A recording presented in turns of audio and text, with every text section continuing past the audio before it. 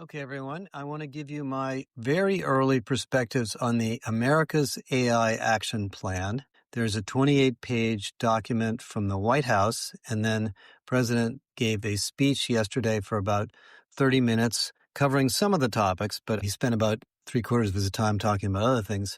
But a couple things that I think are just worth thinking about and just want to make you aware of.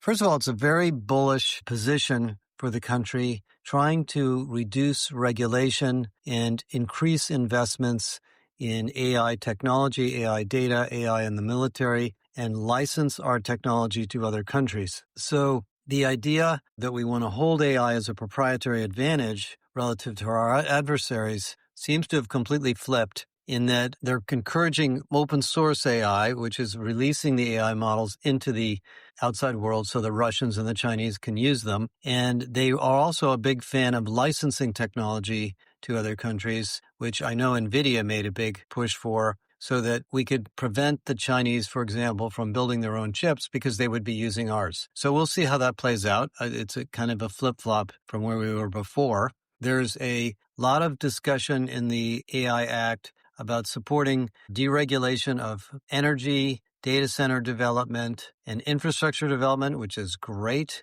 It's not clear how much money from the federal government is being allocated to this, but that comes in different forms. There's a significant section on skills and workers, which is terrific, encouraging the development of AI literacy, creating a research center for the role of AI in jobs, even promoting the funding of direct subsidies to workers that have been displaced by AI, and potentially tax benefits for companies to reskill people of education, which is great. A lot of that already exists. So that's all, really incredibly good stuff.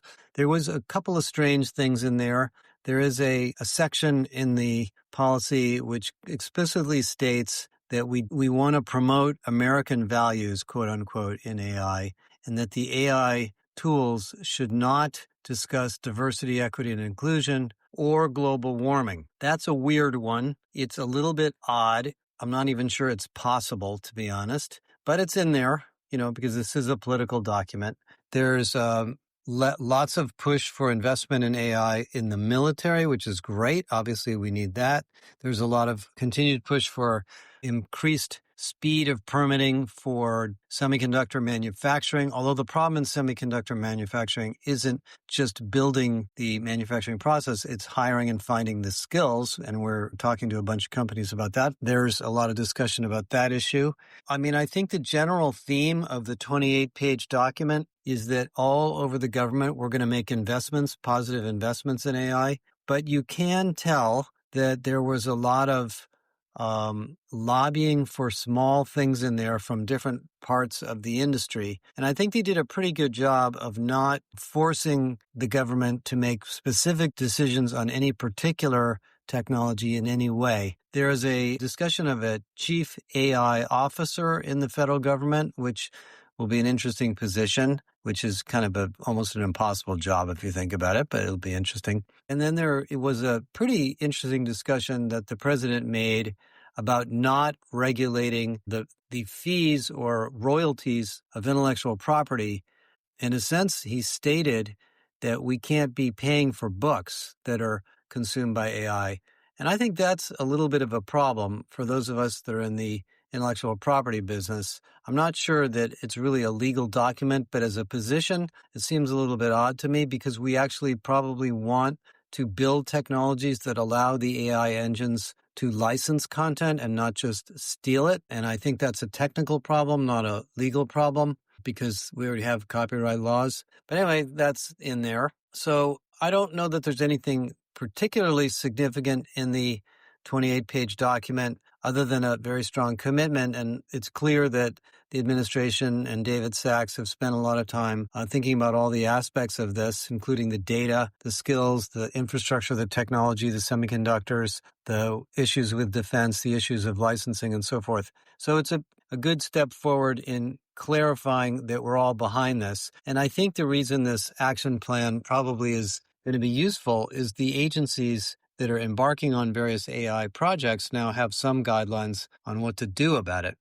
But let me sort of add some other things. The AI industry is exceptionally interesting and exceptionally powerful and very young in terms of its value. Companies are barely beginning to adopt and understand how to implement various AI solutions. We talk to companies about this virtually every day. And the use cases are growing and growing and growing, and the technologies are growing and growing.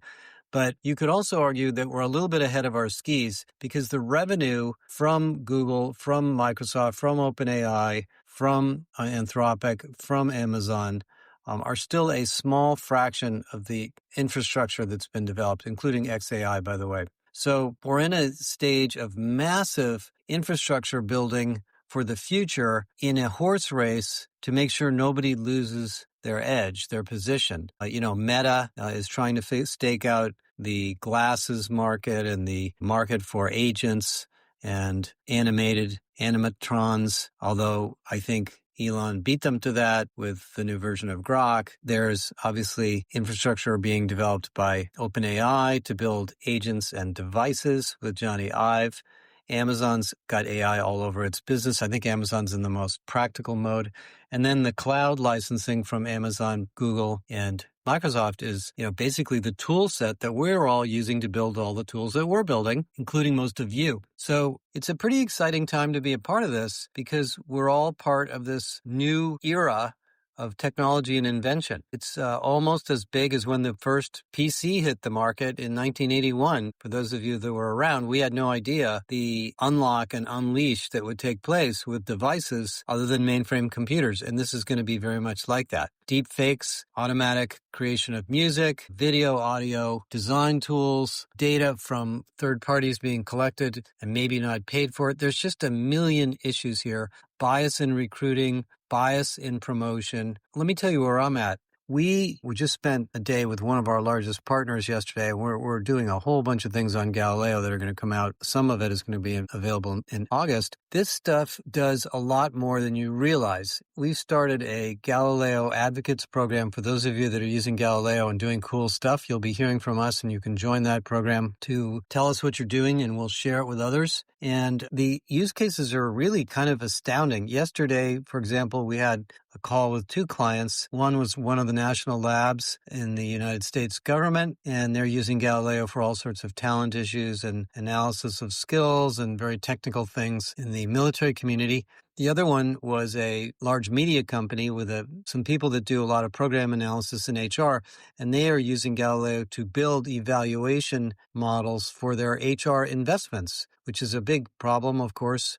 We never really know the value of some of these HR things we do. These are some really interesting use cases, to say nothing of just skills assessment, building onboarding guides and various documents and policy documents inside of companies, and then building learning programs. Galileo Learn is on fire, and we're talking to lots and lots of big companies about it. And so there's massive benefits beginning to unfold here. And there will be a lot of job displacement, no question about it.